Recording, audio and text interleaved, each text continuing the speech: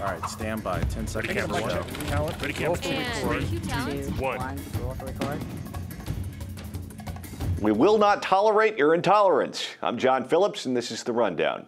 Sarah Silverman says comedians should be more PC. Bernie Sanders visits Liberty University. And the UC system decides not to ban free speech yet. The regents of the University of California have temporarily backed off a plan banning free speech they don't like, all in the name of forbidding intolerance.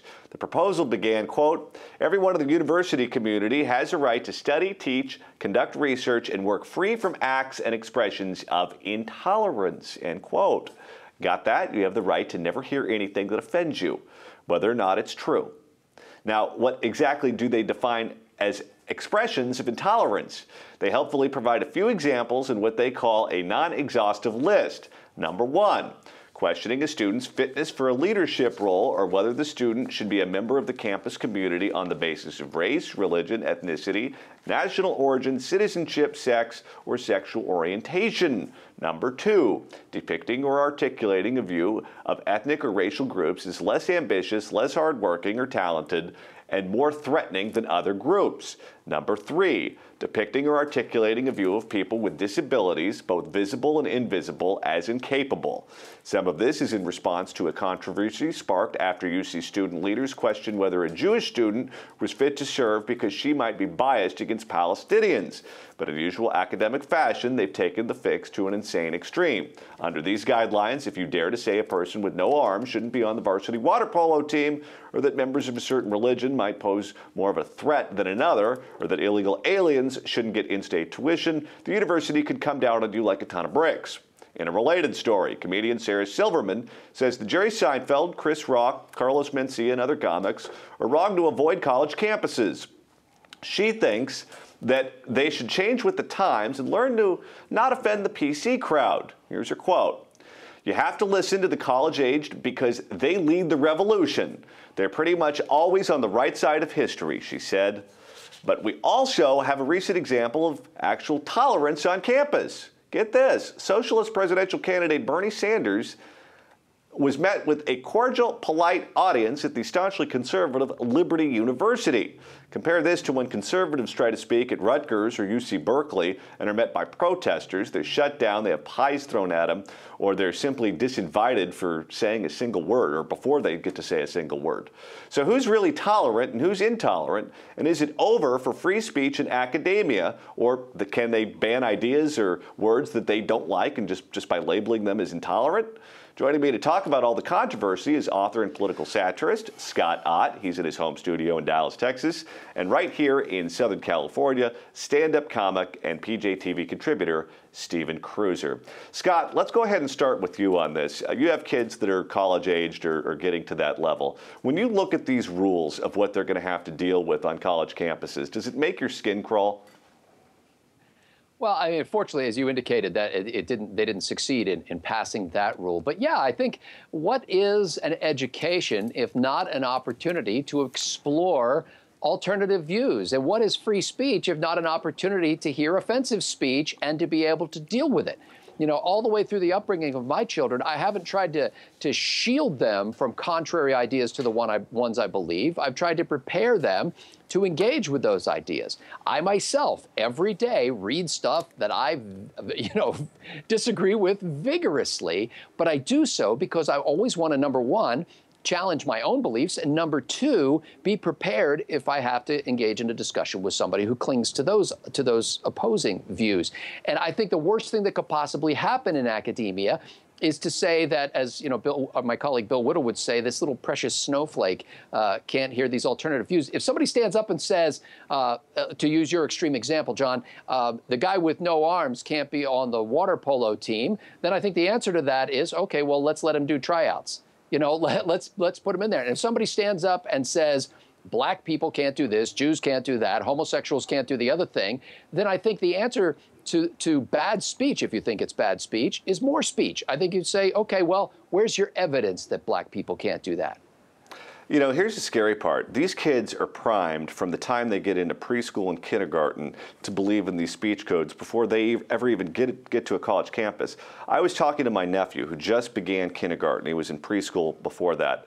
And I was talking to him about what it was like to be in school now that he started kindergarten. And I said, you just sit there on the floor, Indian style, listening to the teacher. And he had no clue what I was talking about. You know what they call it now? Crisscross applesauce. Applesauce, that's right. We were talking about something that was on television, and I said that somebody was stupid. And he corrected me. He said, that's the S word. You're not allowed to use that. You can't, that's bad. And it was already beat into his head that stupid is an offensive word, and if you say it, you're a bad person.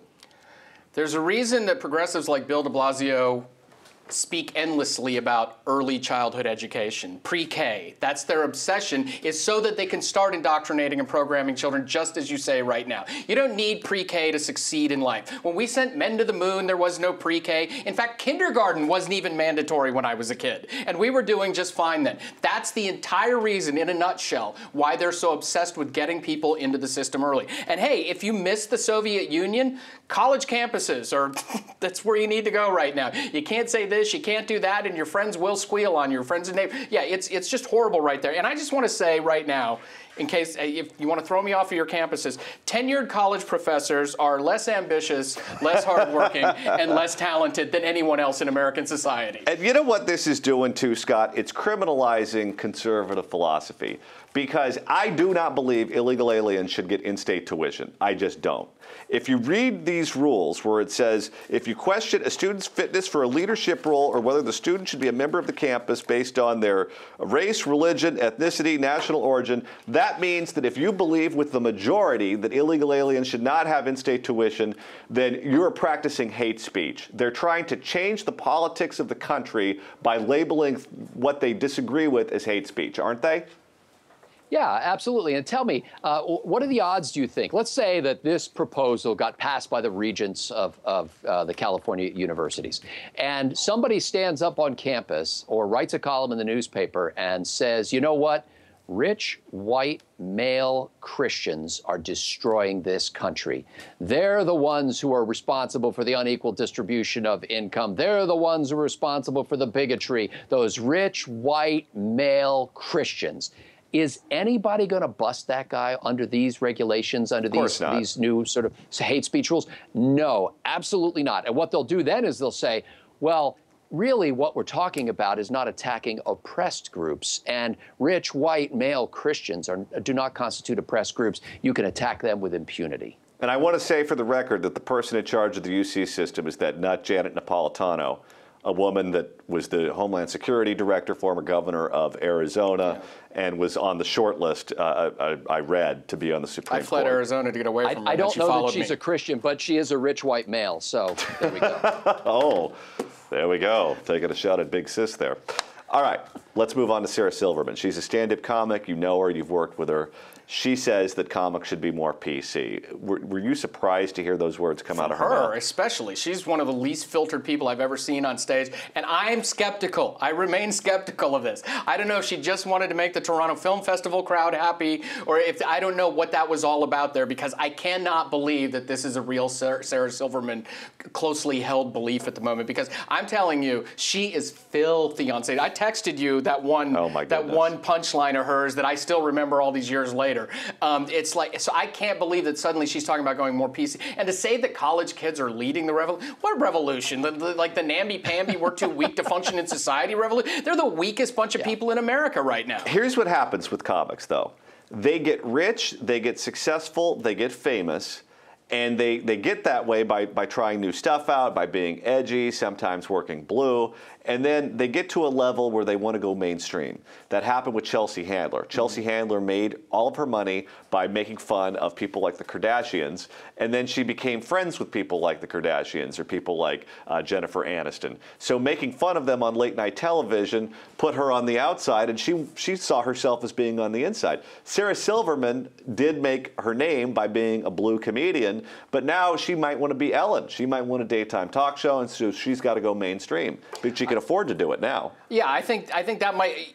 I see it happen in comics when they get on, television shows and you got the network money coming in. Yeah, I'd sell out for network money too, in a heartbeat right there. If you can get me on one series for 5 years or something, I'd do that too. But I think that, God bless Don Rickles for being friends with Frank Sinatra all those years and never being afraid to give Frank Sinatra a hard time when he was on stage. When you could still do that. But I think this from Sarah is just so odd at the moment, because I can't imagine her. Her entire shtick was just being as dark with her little sing-songy voice, dark and foul as she could be, and I can't imagine she's going to be out there. She's not going to be Ellen, okay? She's not going to be suddenly like, hey, gosh, that thing, that's just not her. Scott, talk to me about what went on at Liberty University. Bernie Sanders, a socialist senator, went there to give a speech. It's Jerry Falwell's university, a very, not only conservative university, but very socially conservative university. And this guy was treated like he was a dignitary that should be listened to and respected. Can the UC system and other liberal universities learn a lot from the way that Liberty University treated Senator Sanders? And that's not peculiar for Liberty University. Liberty University has, I think, once or twice a week, something they call convocation. It's in this big arena. It's like a big hockey arena or basketball arena. And I've been to Liberty's convocation. And, 10,000 students will be in there. And they bring in speakers, a lot of speakers who don't necessarily agree with them. I mean, people thought it was real groundbreaking when they brought Mitt Romney in there, because Mitt Romney was a Mormon. They're evangelical Christians. They certainly don't see eye to eye on theology, doctrine, and things like that. But Liberty University has this crazy idea that these Christians who they're trying to train up as godly young men and women to send out into the world will actually have to engage with the world as it is. And so they also say, we want you to be gracious witnesses of, if you're going to go around and tell people about the grace of Jesus Christ, you should be a gracious witness when you do that. Oddly enough, you watch the first 3 minutes of that Bernie Sanders speech at Liberty, when he started talking about women's rights, there was quite a substantial cheer from the audience and a couple of other things that he threw out there. So even Liberty University is not monolithic when it comes to its political views, although it would certainly tilt to the right. It's just about saying, you know what, we treat people with decency and respect who disagree with us. Last question before we wrap. Would Hillary Clinton give a speech at Liberty? Well, now, to pander after Bernie did well there, yes, she would. Prior to that, no, she wouldn't have. But now she's forced to think outside the box, and, it's just nice to see college kids can be exposed to a differing viewpoint and not wilt. Scott, would she have gone? I don't know if she would accept the invitation, but I know that that she would get an invitation. I know that they would invite her in to speak. And so, that's obviously, if they'll bring a guy in who's a socialist, who's pro-abortion and pro-same-sex marriage, and listen to him graciously, they would certainly bring in somebody who's a liar and who has no... I'm sorry. That was not very nice of me. Go ahead. All right, Scott Ott gets the last word, but now it's your chance to weigh in. Should we tolerate more intolerance on campus? Let us know your thoughts in the comment section below. I'm John Phillips. Thanks so much for watching The Rundown.